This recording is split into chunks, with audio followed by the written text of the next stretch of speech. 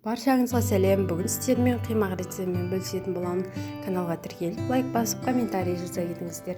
Алдымен ыдысқа 2 жұмыртқамызды саламыз.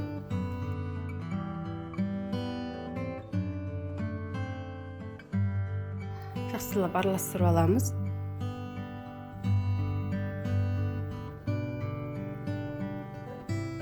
Қантымызды саламыз.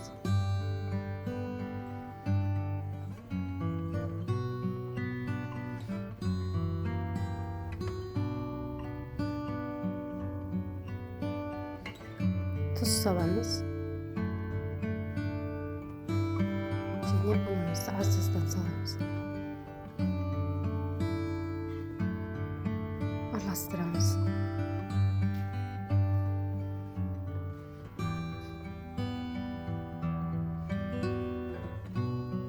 Қатығымызды құямыз.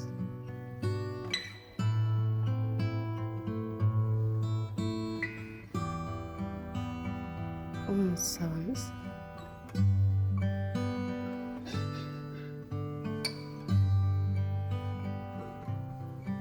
Қатығымызды құямыз.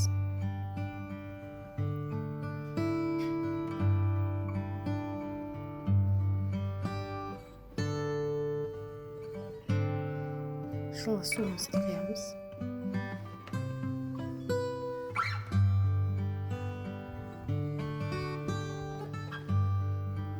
Жемішке майымызды құямыз.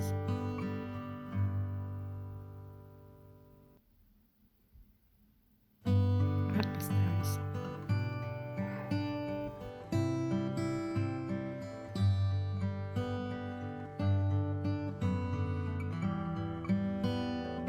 Осындай етіп барлығын араластырып алған соң табамызды қыздырамыз. Сары май жағамыз. Егер табаңыз жабыспайтын болса, сары май жақпасаңыз да болады.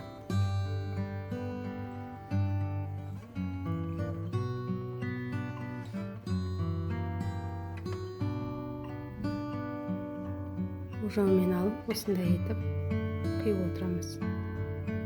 Табамызды көтеріп, жан-жағына тегістеп, бәрін айналдырып, отқа қоямыз. Осындай дәмді пленшіктеріміз дайын, ас болсын.